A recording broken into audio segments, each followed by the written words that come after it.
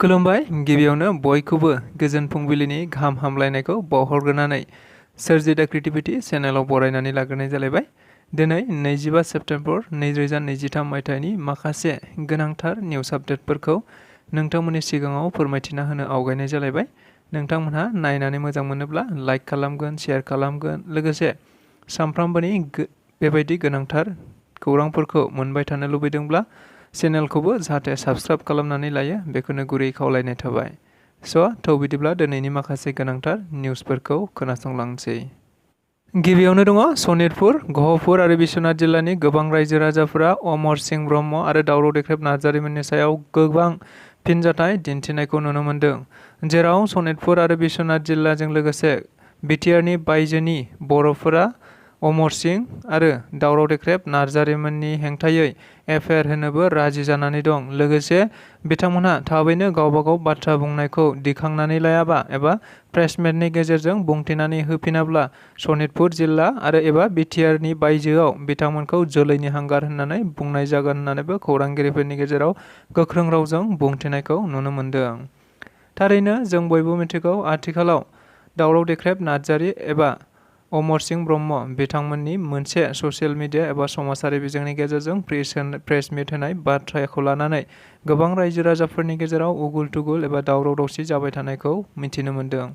नंगौ, बेबायदिनो बिथांमोनहा खौरांगिरिफोरनि सिगाङाव बुंदोंमोन, अमर सिंह ब्रह्म बिथाङा बिटिआर एकर्ड मोननानै जेबो जायाखै, बिटिआर एकर्ड जानायनि उनाव बर'फ्रा साननै सानथामनि उनावनो जोबस्रांलांसिगोन। लोगोसे बेनि अनगायैबो बिथाङा बुंदोंमोन, आं बायदि सानै साथाम थायोब्लानो बिटिआर एकर्डनि लेखाखौ सावगौमोन होननानै बिथाङा खौरांगिरिफोरनि गेजेराव बुंनाय बाथ्राखौ लानानैनो आथिखालाव बिटिआरनि बायजोआव थानाय गुबुन गुबुन ओनसोलनि रायजो राजाफोरा गोबां सोमावसारनायखौ एबा जांख्रिखांनायखौ नुनो मोननाय जादों, जेराव बिथांमोनहा बर'फोरखौ बिटिसि ओनसोलाव थानायखौल' मिन्थिबाय नामा, एबा बे मोनब्रै जिल्लायावल' बर'फोरा दंमोन नामा, बर'फोरनि बिहोमाया बे मोनब्रैयावल'मोन नामा, अब्ला बिथांमोनहा बर'फोरखौ बिटिआरआव हाबनायखौ लुबैयामोन नामा, बे मोनब्रै जिल्लायाव थानाय बर'फोराल'नो बिहोमा होदोंमोन नामा बर'नि सोमावसारनायाव, जोंनियाव मुंख्लंफोर जायाखैमोन नामा, बायदि बायदि बाथ्राखौ गोख्रों गोख्रों रावफोरजों बुंथिनायखौ नुनो मोननाय जादों।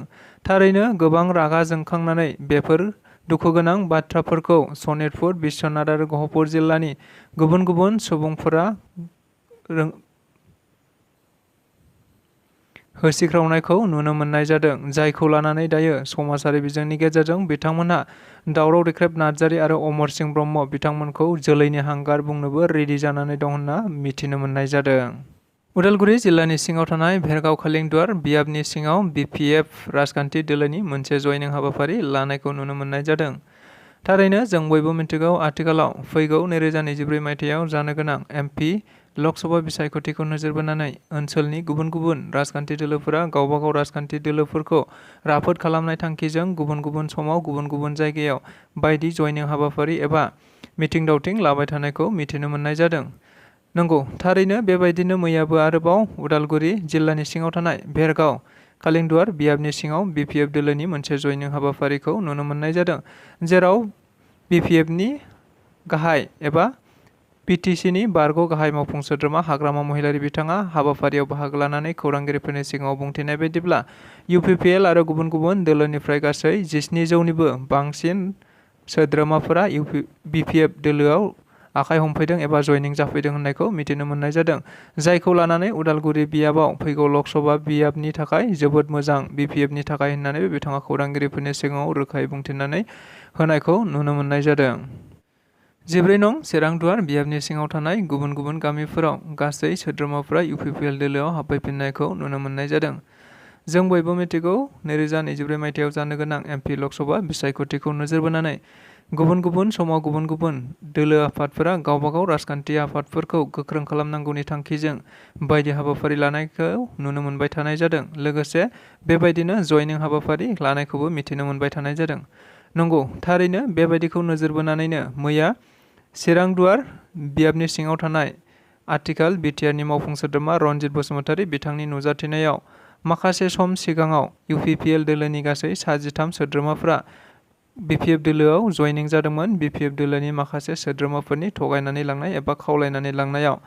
दायो गासै जाथायखौ मिन्थिजोबनानै BPFआव हाबहैनाय माखासे UPPLनि सोद्रोमाफोरा फिन UPPL दोलोआव हाबफैफिननायखौ नुनो मोननाय जादों। मख'जाथावदि मैयानि बे हाबाफारियाव BTRनि मावफुं सोद्रोमा रनजित बसुमतारी बिथांनि नुजाथिनायाव बिथांमोनखौ सोद्रोमाफोरखौ बरायनानै लाफिननाय जायो होनना मिथिनो मोननाय जादों। लोगोसेनो बेजों लोगोसे गासै 9 जन BPFनि सोद्रोमा बिथांमोनहाबो UPPL दोलोआव हाबफैफावनायखौ नुनो मोननाय जादों। आसामनि केबिनेट मन्त्रि UG ब्रह्म आरो दुलाराय बर' फरायसा आफादनि गुबुन गुबुन दैदेनगिरि बिथांमोनहा हेमन्त नार्जारिनि श्राद्धआव नुजाहैनायखौ नुनो मोननाय जादों। थारैनो जों बयबो खौरां बिजोंनि गेजेरजों मिथिनो मोननाय बायदिब्ला थांनाय सेप्तेम्बर दाननि 17 अक्ट'खालि हेमन्त नार्जारिखौ हाग्रानिफ्राय दंफां लाबोबाय थानाय समाव हाग्रा बिफाननि माखासे सोद्रोमाफोरा खर'आव इनायै गुलि गावनानै बुथारनाय जादोंमोन। जायखौ लानानै गुबुन गुबुन दोलो आफाद आरो गुबुन गुबुन सुबुंफोरा सोंखारिनायखौ नुनो मोननाय जादोंमोन। लोगोसे सरकारनियाव दाबि दैखांनाय जादोंमोन जे गावग्रा एबा बुथारग्रा सुबुंफोरखौ थाबैनो हमनानै साजा होनांगौ होननानै। थिग बेबायदिनो मैया 24 सेप्तेम्बर 2023 खालि हेमन्त नार्जारि बिथांनि श्राद्धखौ बिथांनि गामियावनो खुंनाय जायो, जेराव आथिखालनि आसाम सरकारनि केबिनेट मन्त्रि UG ब्रह्म बिथाङाबो दुखुनि समाव बाहागो लाहैनायखौ नुफानो मोननाय जादों। बेनि अनगायैबो दुलाराय बर' फरायसा आफादनि मिरु आफादनि दैदेनगिरि बिथांमोनजों लोगोसे दखरानि गोबां गुबुन गुबुन दैदेनगिरिफोराबो बिथांनि श्राद्धआव थांनानै दुखुनि नखरजों दुखुखौ दान्दिसे सैहैफानायखौ नुनो मोननाय जादों। बिथांमोनहा पियरलि BPF सापर्टार आरो बिथांमोनजों बनसुआ नांफानानै दङमोन। बिथांमोनजों खाम्फा बरगयारि बिथांमोनहा नांफानानै दंजोबोमोन, जायनि थाखाय बिथांमोननि इन्स्टिगेटआवनो दिनैहाय हाग्रायाव दंफां दाननानै बिसोरो थाहैनो लादोंमोन। थारैनो बेफोर गोख्रों बाथ्राफोरखौ बुंथिनानै होदों आथिखाल BTRनि मावफुं सोद्रोमा रनजित बसुमतारी बिथाङा। जों बयबो मिथिगौ मैया एबा दाखालिसो भारत भुटान सिमनानि ओनसोलाव थानाय माखासे गासै गं 22 नखरफोरनि सोद्रोमाफोरखौ होखारनाय जादोंमोन हाग्रा बिफाननिफ्राय, जायखौ लानानै गुबुन गुबुन दोलो आफादफोरा बायदि सोंखारिलायनायखौबो नुनो मोननाय जादों। नंगौ, बेखौ नोजोर बोनानैनो मैया BTRनि मावफुं सोद्रोमा एबा हाग्रा बिफाननि मावफुं सोद्रोमा रनजित बसुमतारी बिथाङा खौरांगिरिफोरनि गेजेराव खुगा बेखेवनायखौ नुनो मोननाय जादों, जेराव बिथाङा खौरांगिरिफोरनि सिगाङाव बुंथिनाय बायदिब्ला जानाखि 22 घर होखारजादोंमोन बिथांमोनहा लावख्रिगुरियाव गावबागाव न' हा दंखाजोबो। बिथांमोनखौ BPF एबा बनसुआ आखाइ होनानै बिथांमोनखौ हाग्रायाव दंफां दाननानै थानो होनाय जादोंमोन, जायनि थाखाय बिथांमोनहा गोसो गैयाब्लाबो गावसोर हाग्रायाव थानानै न' लुनो एबा हाग्रा सिफायनानै न' लुनानै थाहैनायखौ नुनो मोननाय जादोंमोन। थारैनो बिथांमोनहा बेजों लोगोसे गासै हाग्रायाव 5 लाखसो बिफां फुलि एबा रबार फुलिबो गायनो लानाय जादोंमोन, जायखौ बिथांमोनहा मावनो हाया। बेनिखायनो खौरांगिरिफोरनि सिगाङाव बिथां रनजित बसुमतारीया बुंथिनाय बायदिब्ला बेखौ सोरबा मावनो थिनग्रा दङ एबा निस्सय BPFआनो बेनि सायाव आखाइ दं होननानैबो खौरांगिरिफोरनि सिगाङाव रोखायै बुंथिनानै होबावदों।